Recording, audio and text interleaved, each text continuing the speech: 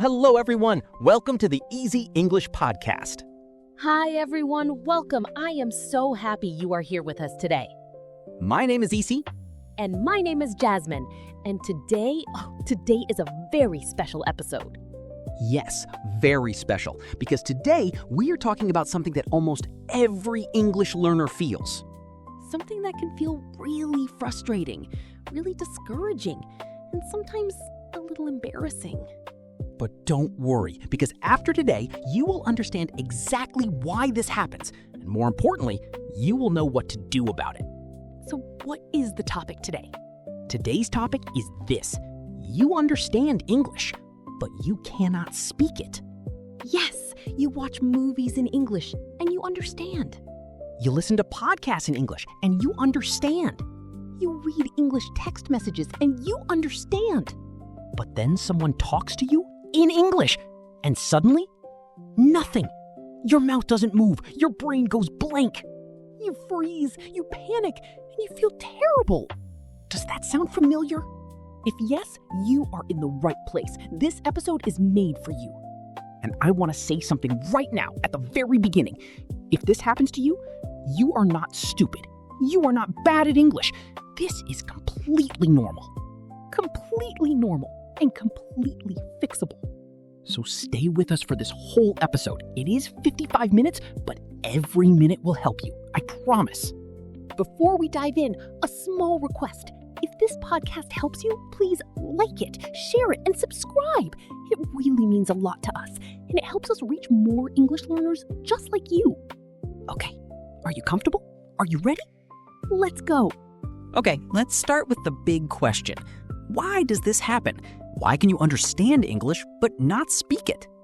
This is such a great question, and the answer is actually very simple. There are two types of English knowledge. The first type is called passive knowledge. The second type is called active knowledge. Passive and active. Let's explain both. Passive knowledge is when you understand something. You hear it and you know what it means.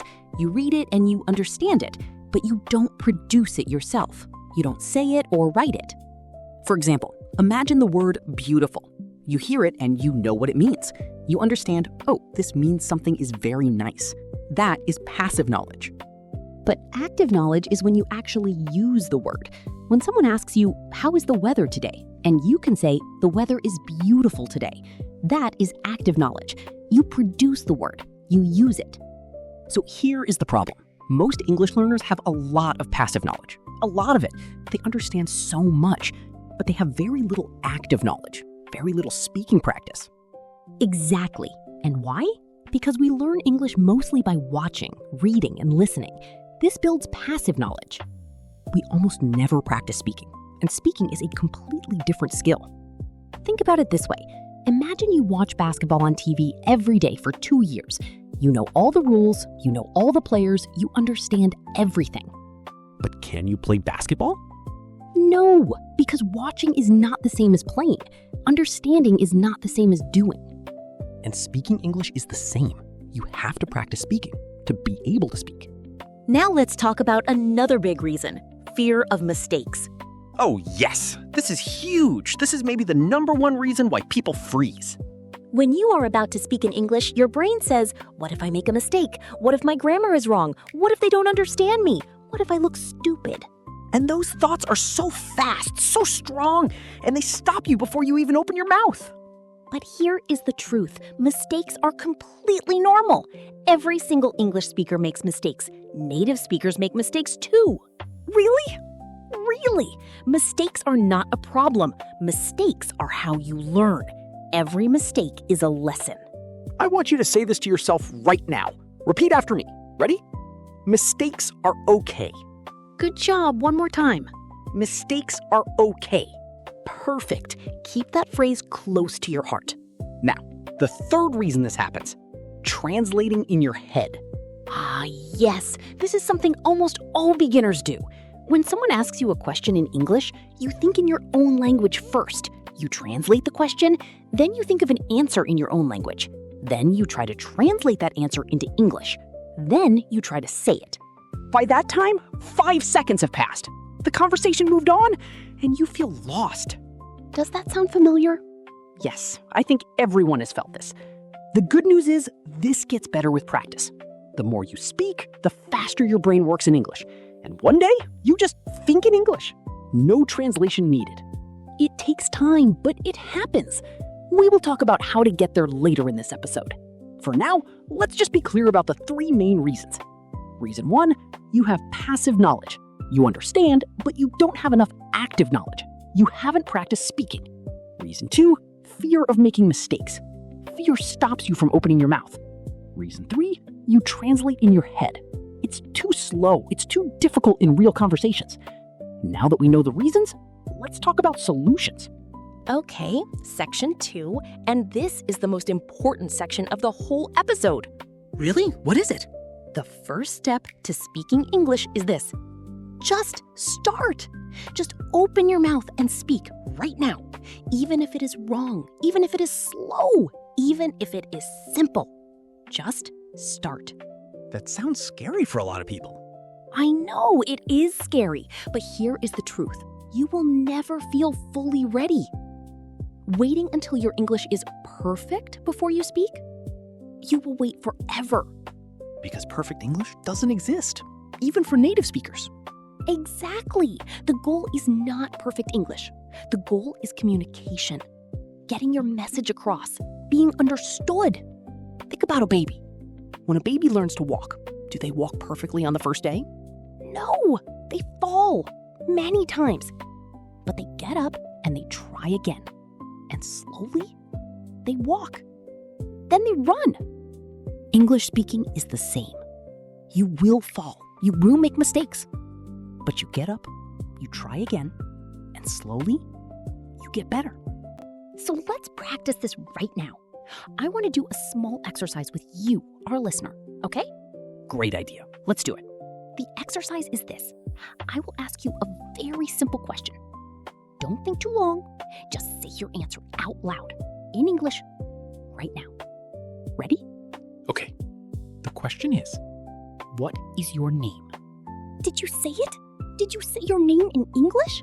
Of course you did, because that was easy. And guess what? You just spoke English. That counts. Now let's try a slightly harder one. Ready? The question is, where are you from? Amazing. You answered. Maybe slowly, maybe simply, but you answered. That is speaking English. you see, you can do this. Even now, even today, you can speak English. The sentences don't have to be long. I am from Brazil. That's perfect. I am from Japan. Perfect. I am from Egypt. Perfect. Short and clear is absolutely fine. This is very important. Short sentences are not bad. Short sentences are good communication. A lot of learners think I have to speak in long, beautiful sentences with perfect grammar. But no, real conversations are mostly short sentences. Let me show you. Here is a real conversation between 2 friends. Sure, let's do it. Hey, how are you? Good, thanks. You? Pretty good. Tired, though. Oh yeah? Long day? Super long. So busy. I know the feeling.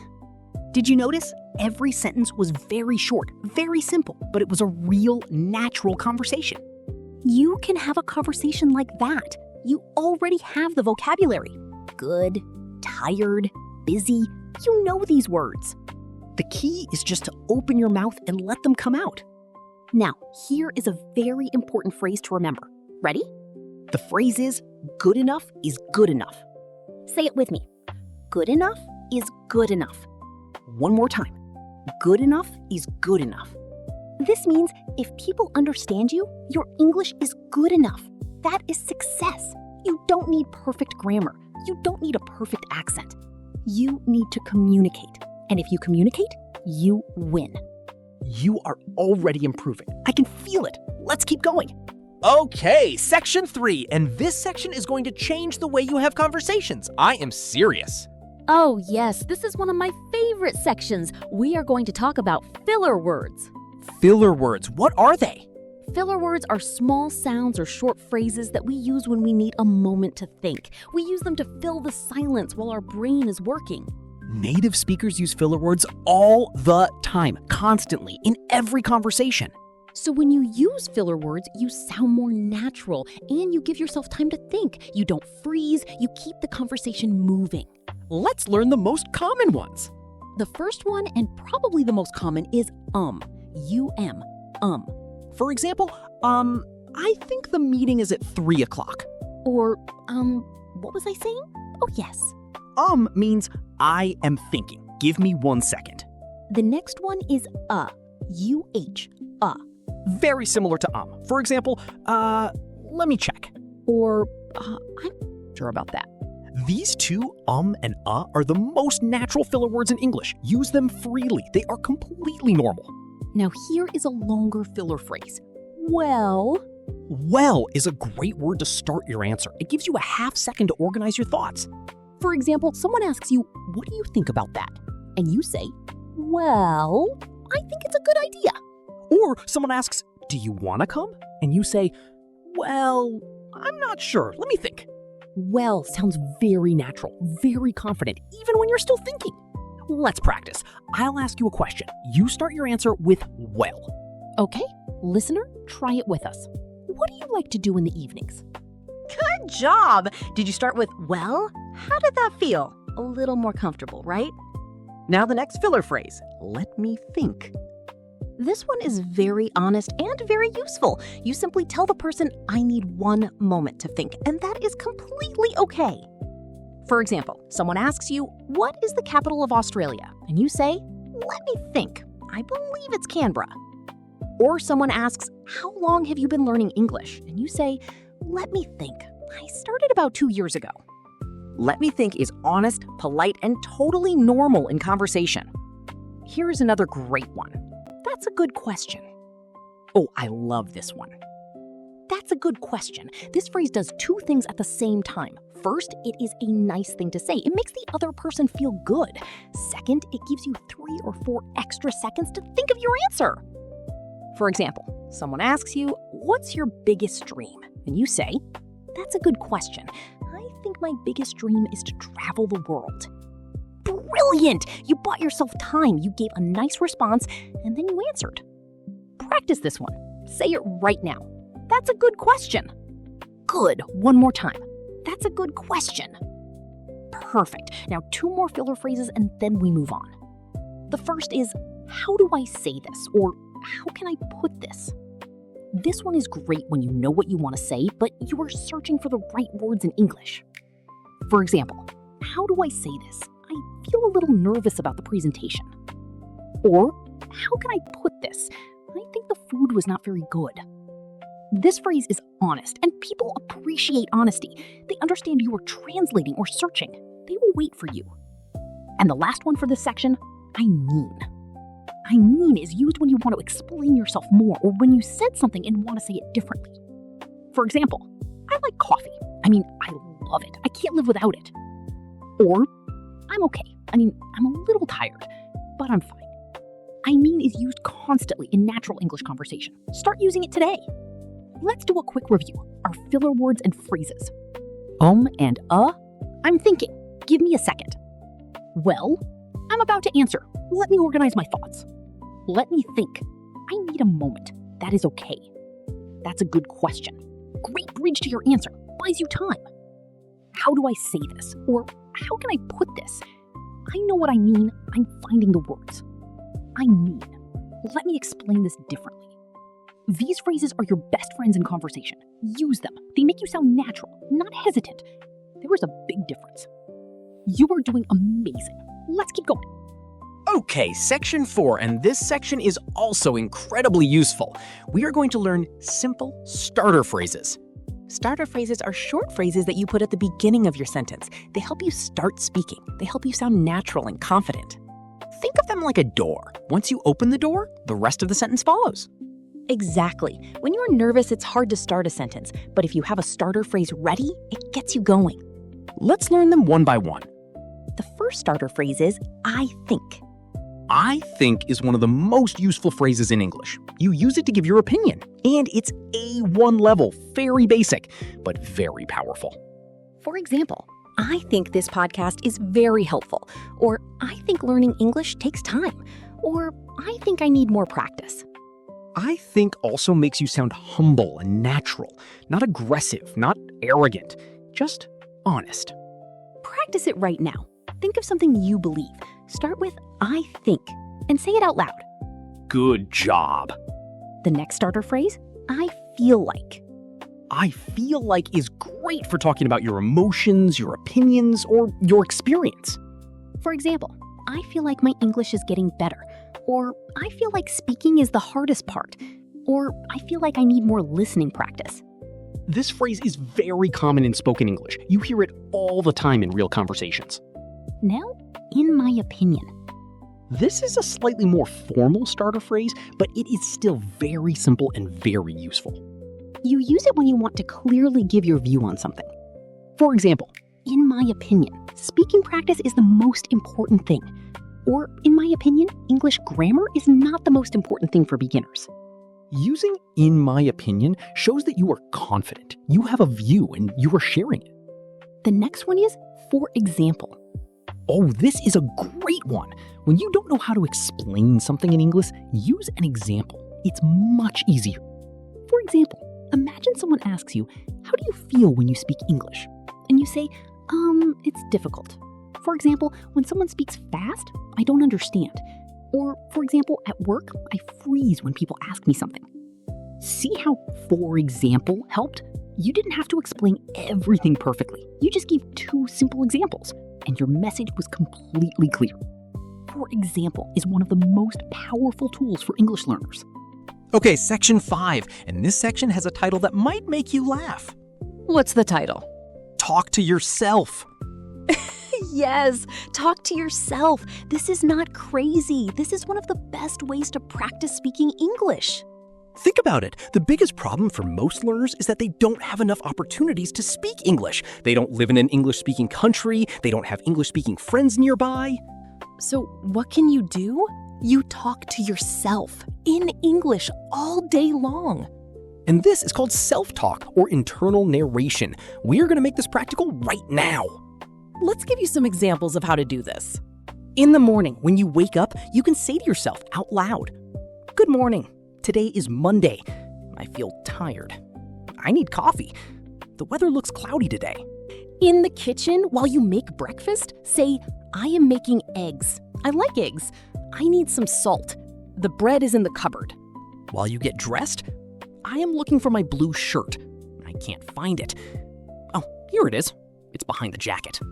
While you walk outside, the street is busy today. There are many cars. The sky is gray. I think it will rain later. Do you see what we are doing? We are turning normal, everyday moments into English practice. No classroom, no textbook, no teacher needed. Just you and your day in English.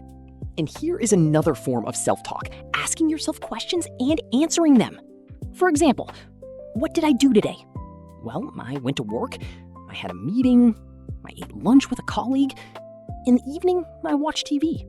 Or before you sleep, what was good about today? I had a good lunch. My meeting went well. I also listened to an English podcast. These are simple sentences. Simple past tense, very basic, but they are real practice, and they build the habit of thinking and producing English. Now, here is another powerful technique. It's called shadowing. Shadowing, I love this one. Shadowing means you listen to a native English speaker and you repeat what they say at the same time, like a shadow. You can shadow this podcast right now. When we say a sentence, you can repeat it quietly. Copy our rhythm, our speed, our intonation. Intonation, this is how your voice goes up and down, how it sounds. Shadowing helps you sound more natural. For example, I'll say a sentence and you repeat it right after me. Ready? Okay. I am learning English every day. Speaking is getting easier for me. I make mistakes, and that's okay. Every day, I get a little better. Wonderful. That is shadowing. It feels strange at first, but it works incredibly well. And one more thing, record yourself. Yes, use your phone. Record yourself speaking English for 1 minute every day. Say what you did today, describe a picture, talk about your favorite movie, anything. Then listen back. You will hear your progress over time, and you will notice what to improve. It feels uncomfortable to hear your own voice, I know, but it is one of the most powerful things you can do. So, Self-talk, shadowing, and recording. 3 simple tools, 0 cost, huge results. You don't need to wait for the perfect moment. Start today. Start right after this podcast. Section 6. Now we are going to talk about real conversations and some very useful phrases that help you when you are talking with someone in English. Because sometimes in the middle of a conversation, you don't understand something, or you need more time, or you want to keep the conversation going. What do you do? First, what do you do if you don't understand something? Many learners do nothing. They nod their head, they smile, they pretend to understand, and then they feel lost and confused. Don't do that. It's much better to ask, and here are some great phrases to ask politely. The first one, can you say that again, please? Simple, polite, and very common. For example, the teacher says something fast. You say, "I'm sorry, can you say that again, please?" Or, can you repeat that, please? Same meaning, both are perfect. And if they say it again, but you still don't understand, you can say, I'm sorry, can you speak more slowly, please? This is completely okay. Most people will be happy to slow down for you. You just have to ask. Now, what if you understand most of the sentence, but there is one word you don't know? You can ask. What does blank mean? For example, someone uses the word commute. You don't know this word. You say, I'm sorry, what does commute mean? And they will explain it. Easy. Or you can say, I don't understand the word blank. Can you explain it? These are brave questions, and brave questions are how you learn. Now, let's talk about how to keep a conversation going, because sometimes the biggest problem is not starting, it's continuing. You say one sentence, then silence, and it feels awkward. So here are some ways to keep the conversation moving. The first technique, ask a question back. After you answer someone's question, ask them the same question or a related question. For example, someone asks, do you like music? You say, yes, I love music, especially pop music. What about you? Do you like music? Now they have to answer. The conversation continues. This is called bouncing the conversation. Like a ball, you bounce it back to the other person. Let's practice. I will ask you a question, listener. Answer it, then try to ask it back. Ready? Do you like to cook? Good! Did you say, what about you? Or do you like cooking too? That's the skill. It's simple, but it works every time. Now, another technique to keep the conversation going, use follow-up questions. These are short questions that show you are listening and interested. For example, someone says, I went to Paris last summer. You say, oh, really? How was it? Someone says, I started a new job. You say, oh, wow, what kind of job? Someone says, I went to a great restaurant yesterday. You say, oh, nice. What kind of food? Oh, really? Oh, wow. Oh, nice. These are reaction words. They show you are listening, and they invite the person to say more. Let's learn the most common reaction words. Oh, really? You're surprised. That's interesting. You find it interesting. Wow, something is impressive or surprising.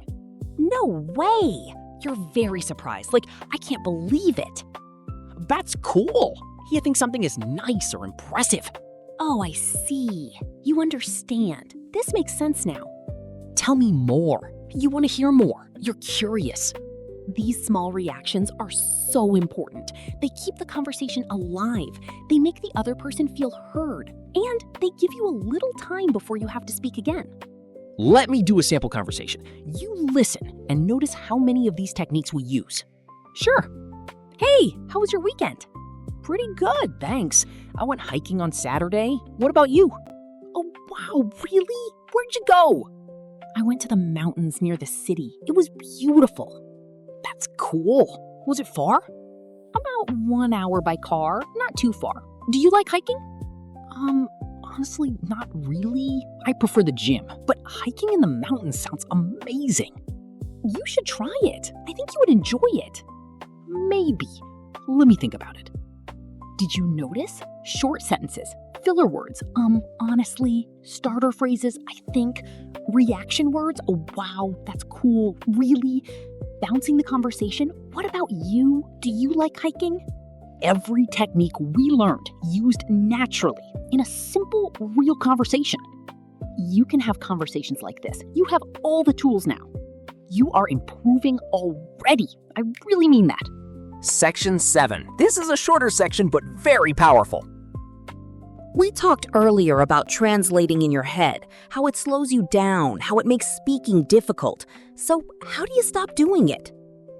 The answer is you start thinking in English, little by little. This doesn't happen overnight. You can't force it, but you can encourage it. And here is how. Start small. Don't try to think full sentences in English at first. Just try to think single words in English. For example, when you see a dog on the street, think dog, not the word in your language, just dog. When you eat an apple, think apple. When the weather is cold, think cold. These tiny moments of English thinking add up. Slowly, your brain starts reaching for English first, before your native language. The next step after single words is simple phrases. When you feel tired, think I'm tired. When you're hungry, think I'm hungry. When something is beautiful, think that's beautiful. Simple, short, but it's building the habit of thinking in English.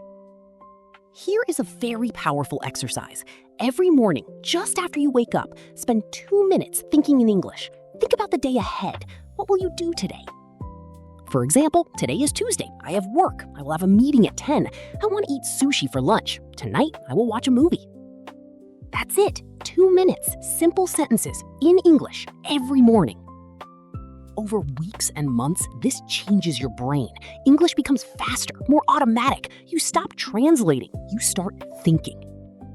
And when you stop translating, speaking becomes so much easier because the words are already there, in English, ready to come out.